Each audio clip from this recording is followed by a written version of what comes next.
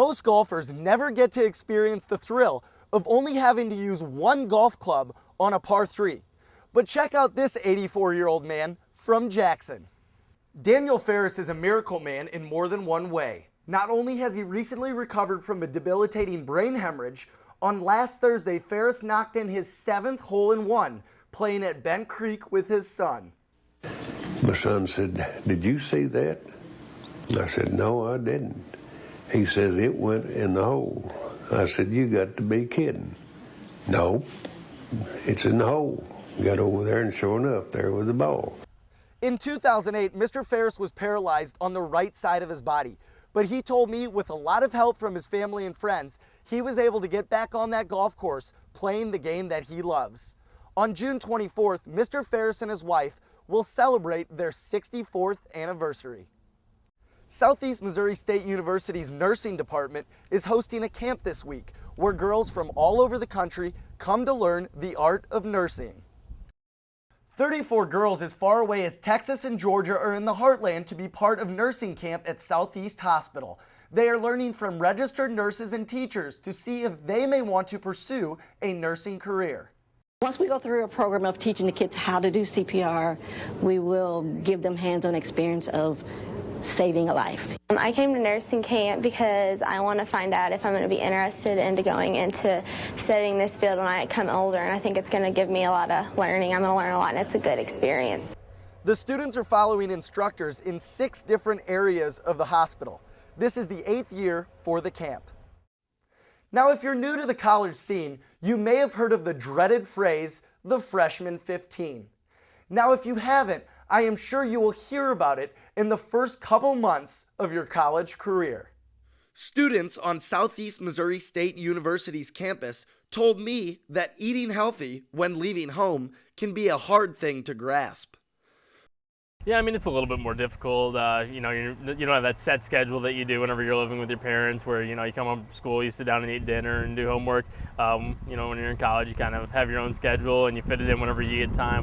Most cafeterias on college campuses are all you can eat and offer pretty much anything, which most of the time means rich in fats and carbohydrates.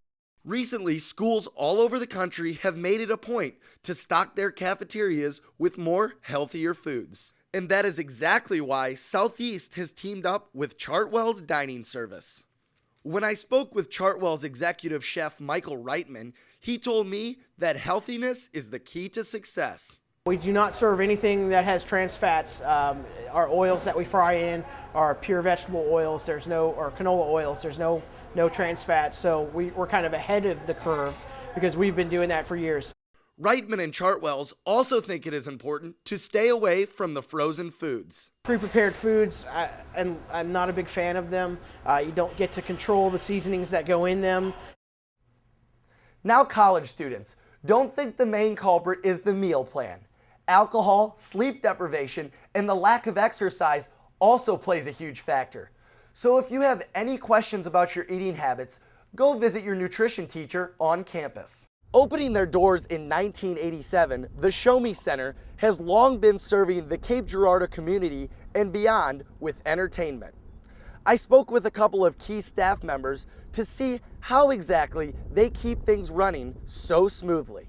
The staff at the Show Me Center rarely gets a rest. Even when you're headed home after experiencing a great event, they don't stop. They're still hard at work getting ready for that next event for you and your family to enjoy. This past weekend was the highly anticipated homecoming game for the Redhawks, where they hosted the Governors of Austin Peay. The Redhawks came off to a great start, leading 14-3 through the 3rd quarter. But in the 4th and final quarter of the game, the Governors came from behind to score 21 points, making it a final score of 24-14.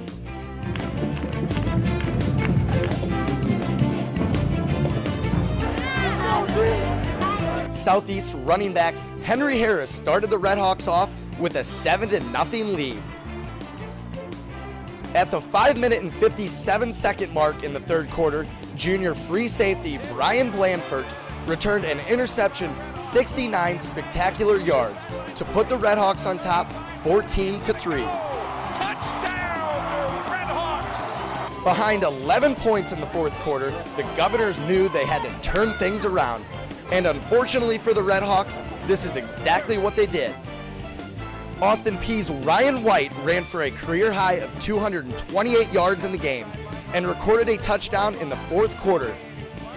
Along with White, junior Terrence Holt ran for 100 yards and recorded 2 touchdowns, leading the Governors to victory. This past weekend, the Redhawks traveled to Cookeville, Tennessee to take on the Golden Eagles of Tennessee Tech. Curtis Hughey started the Redhawks off strong with 2 field goals in the first quarter. The Golden Eagles came back with 21 unanswered points to lead themselves to victory with a score of 28-16.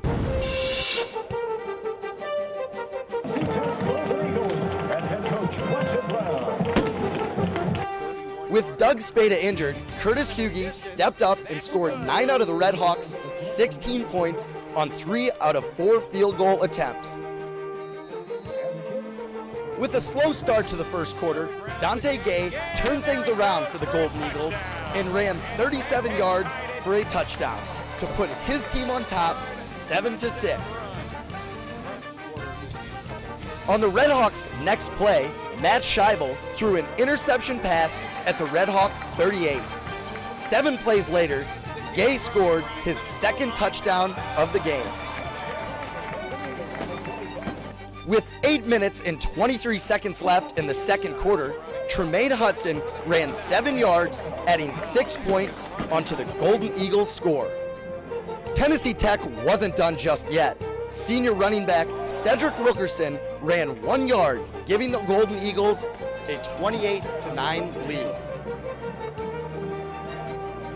The 1 touchdown for the Redhawks came 2 minutes later in the fourth quarter. Wide receiver Cedric Cox caught his first career touchdown. This is one Cox will never forget. This loss puts the Redhawks at 1-6 for the season. With 4 games left, they hope to carve their way out of a 6-game losing streak on Halloween Day.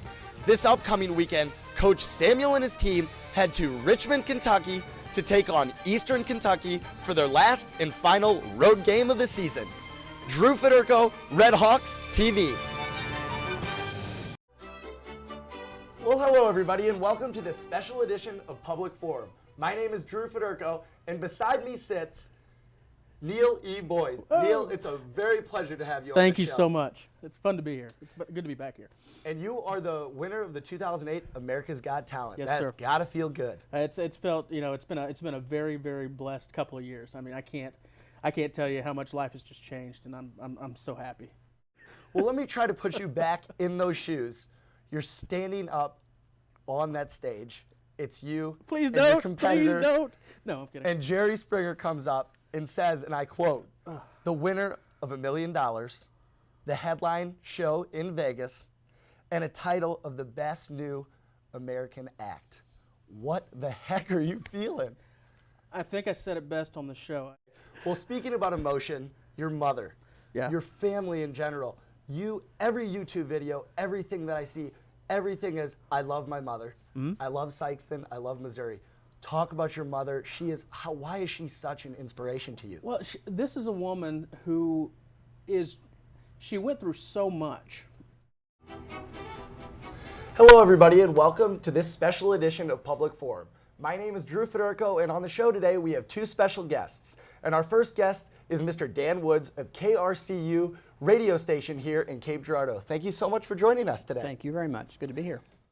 Now let's backtrack a little bit and talk about your life per se. How did you get into radio? And I understand you started here at SEMO. Absolutely. Now this may not be as much of interest. Now if we look back and we go back to 1976, if I'm correct, was the base start year That's the very beginning. KRCU. Right. Can you tell us about that history? You actually started in the Growl building, which we are in right now. Absolutely.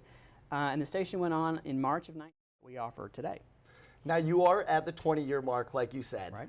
And we got around 3 minutes left, so let's just talk about that, and that is the juicy stuff. 20 years, you got to feel good, right? 20 years is a huge milestone, and Now this Cape Splash, huge piece of property right off of Kings Highway, exciting. How do you guys get that piece of property? I mean, I understand that you guys work with the city, but that's a nice piece of property in a prime spot in Cape Girardeau. You're right, and that's part. Thank you so much for joining us, and good luck, because you know I'll be out there with you. Okay, Drew. Maybe we can get you to be the first one down the slide. Absolutely, please. I would love that. I would love that. Well, everybody, this concludes our show for Public Forum. I'm Drew Federko, and I hope to see you out by that pool this summer.